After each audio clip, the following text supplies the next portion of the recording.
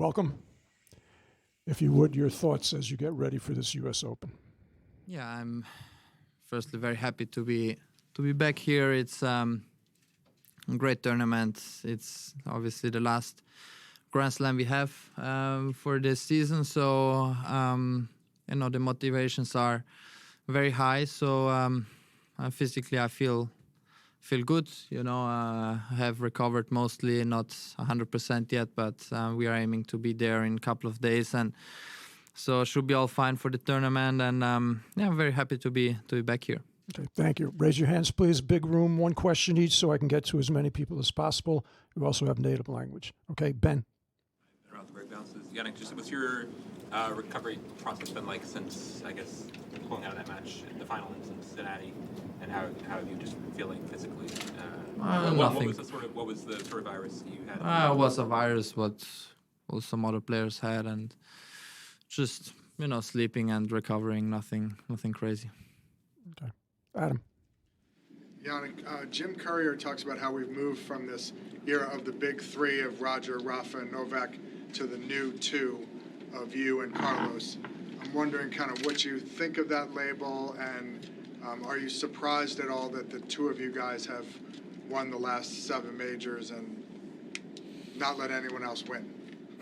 No, if we don't continue to improve, players will catch us. It's just a question of time. So what I'm trying to do is to understand where I can work on, and we have certain areas of the game certainly where we can work on, and from my point of view, that's positive.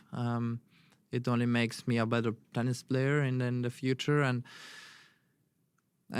to have rivalries, it's great. It's good for the sport. It's good for a personal view, because sometimes when you're tired in practice, you try to simulate certain things because they can happen in the real match. And at the moment, me and Carlos, we are sharing big trophies, but in the same time, things can change. You never know. There are great players out there, and to the way to the final, it's very difficult to get there. So let's see if this continues. But in the other way, I always say we have to improve, because players, they understand us now how we are, and so let's see in the future. Okay, Willie. Following up on that, what do you think are the characteristics that make your rivalry special right now? Well, we are two different players, so I think he is, he's obviously very fast on court. So, with maybe other players, the point could be over at times, but he reaches to certain balls, or he can read the game in a different way. So, there are, these longer rallies sometimes, and obviously we know each other now better. There's very tactical game. He prepares the match in a different way than he used to prepare it, and we do me and my team, we do the same. And we have different styles, game styles, but also how we are on the court and off the court, and we are just different, but in the same time it's great to see, because it makes it very interesting. And the only thing we have in common is we practice very hard, and we make choices for tennis. It's on our first priority at the moment, so which it has to be, because it's very small details make the difference, so it's interesting to see. Gentleman in the middle. Is there anything you would change about tennis, tour, or Grand Slams, if you could change one thing about the sport right now? About Grand Slams? About anything about the sport right now. Is there anything that you would change right now about sort of calendar, schedule, rules, anything? Yeah, I would change many things, but I'm not telling you what. Howard. Hey, Jannik. A year ago at this time, just before starting at the U.S. Open, the world learned about the doping case that had been going on. How different do you feel today than you did a year ago in terms of things away from the court for you and your mindset? And did you understand why some people were surprised that you brought Umberto back to your team? No, there is, I feel different than last year, of course. Last year was much more stressful situation because also the timing of before Grand Slam, and it was difficult to handle everything. Also for me, I'm still young, so it was not easy. About Umberto, we said everything in the statement. I don't want to comment anymore on this. I feel like it's over, and we are focusing on the hard work again and trying to get better as an athlete. It's the most important at the moment. Okay, Russell. Could I ask you just one final question on Umberto, Jannik? Previously, he had responsibility for your anti-doping program, and he would offer you advice. Is he still fulfilling that role now? Yeah, but it's something internal what we have all under control. Okay. Charlie.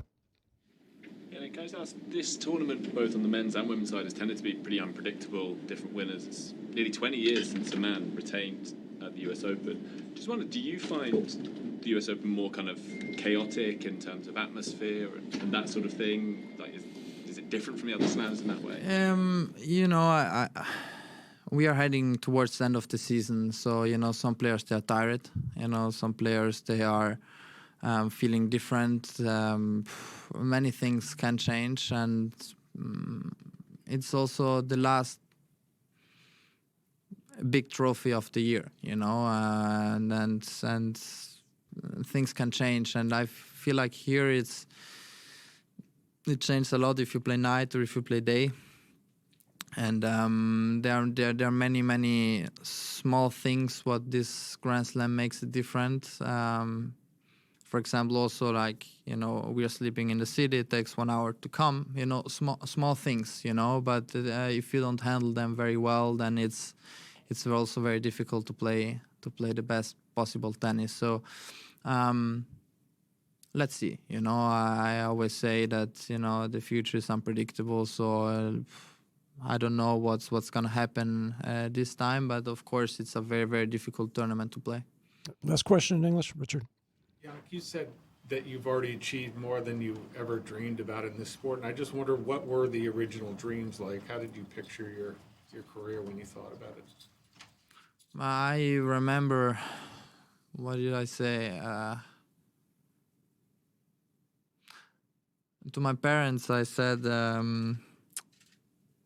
I was younger when I left home, but I said if I'm with 23 or 24 in around not under the top 200, I would stop, to play, because we cannot afford it, with the money what we have, and it costs a lot of money to travel around the tournaments, and if you have a coach or, I was.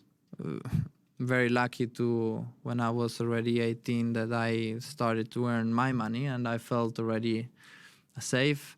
When you're young, you just say a dream. You don't even believe it, You sometimes say you want to be number one in the world or you want to win a Grand Slam. It's really just a dream, and it was way beyond my dream, being in the position where I am. So now it's different. Now, I understand my potential. I understand that if I play well, that I can win tournaments. And so the point of view is different. But if you ask me when I was young, I was just, if one day I would have been top 100, I would be the happiest, So everything now is just a big extra.